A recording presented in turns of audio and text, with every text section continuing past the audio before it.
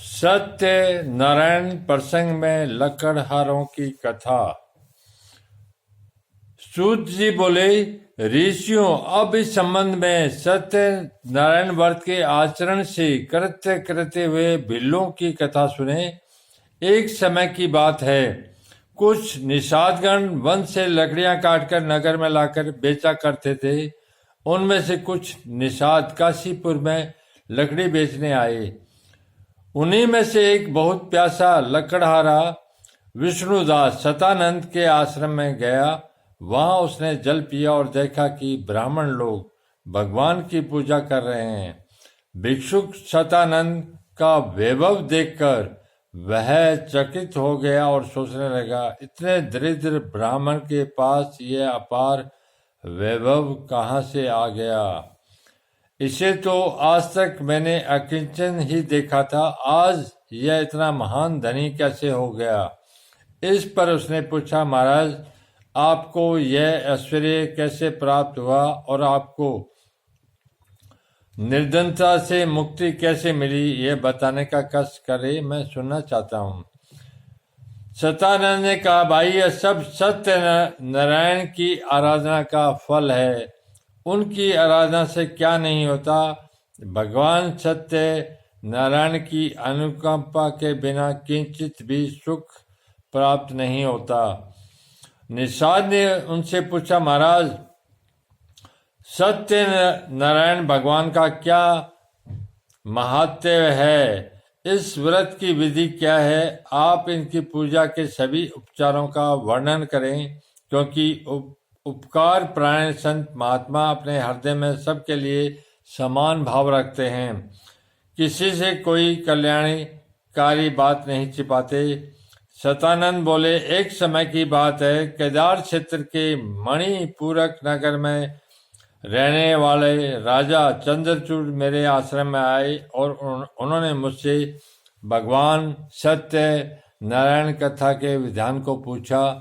हे निषाद पुत्र, इस पर मैंने उन्हें जो बताया था उसे तुम सुनो। सकाम भाव से अथवा निष्काम भाव से किसी भी प्रकार भगवान की पूजा का मन में संकल्प कर उनकी पूजा करनी चाहिए। 1.25 सेर धूम के चूर्ण को मधु तथा सुगंधित द्रव्य से संस्कृत कर नैवेद्य के रूप में भगवान को अर्पण करना चाहिए। भगवान सत्य नारायण सालग्राम को पंचामृत से स्नान कराकर चंदन आदि उपचारों से उनकी पूजा करनी चाहिए।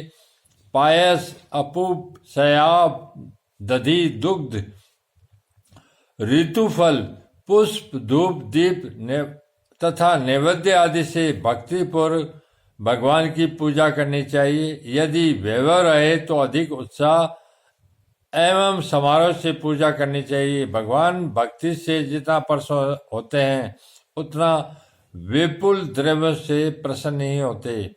भगवान संपूर्ण विश्व के स्वामी एवं आप्त काम है, उन्हें किसी वस्तु की आवश्यकता नहीं, केवल भक्तों के द्वारा श्रद्धा से अर्पित की हुई वस्तुओं को वे ग्रहण करते हैं। इसलिए दुर्योधन के द्वारा की जाने वाली राज पूजा को छोड़कर भगवान ने विदुर जी के आश्रम में आकर शाक भाजी और पूजा को ग्रहण किया। सुदामा के तंडुल कर्ण को स्वीकार कर भगवान उन्हें मनुष्य के लिए सर्वथा दुर्लभ संपत्तियां प्रदान की। भगवान केवल प्रीतिपूर्वक भक्ति की ही उपेक्षा करते हैं। गोप, गृध्र, वणिक, वाघ, हनुमान, विभीषण के अतिरिक्त अन्य वत्रासुर आदि दैत्य भी नारायण के सानिध्य को प्राप्त कर उनके अनुग्रह से आज भी आनंद पूर्वक रह रहे हैं। निषाद पुत्र, मेरी बात सुनकर उस राजा ने पूजा सामग्रियों को एकत्रित कर आदरपूर्वक भगवान की पूजा की। फलस्वरूप वे अपना नष्ट हुआ द्रव्य प्राप्त कर आज भी आनंदित हो रहे हैं। इसलिए तुम भी भक्ति से सत्य नारायण की उपासना करो, इससे तुम इस लोक में सुख को प्राप्त कर अंत में भगवान विष्णु का सानिध्य प्राप्त करोगे। यह सुनकर वह निषाद करते करते हो गया। विप्रश्रेष्ठ शतानंद को प्रणाम कर अपने घर जाकर उसने अपने साथियों को भी हरि सेवा का महामात्य बताया। उन सब ने भी प्रसन्नचित हो श्रद्धा पूर्वक यह प्रतिज्ञा की कि आज काष्ठ को बेचकर हम लोगों को जितना धन प्राप्त होगा उससे अपने सभी बंधु बांधवों के साथ श्रद्धा एवं विधि पूर्वक हम सत्य नारायण की पूजा करेंगे। उस दिन उन्हें काष्ठ बेचने से पहले की अपेक्षा चौगुना धन मिला।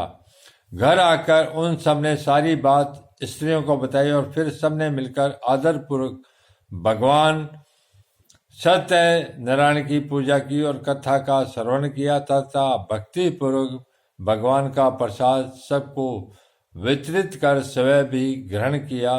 पूजा के प्रभाव से पुत्र पत्नी आदि से समन्वित निषाद गणों ने पृथ्वी पर द्रव्य और श्रेष्ठ ज्ञान दृष्टि को प्राप्त किया। श्रेष्ठ उन सब ने यथेष्ट भोगों का उपभोग किया और अंत में वे सभी योगी जनों के लिए भी दुर्लभ वैष्णव धाम को प्राप्त हुए।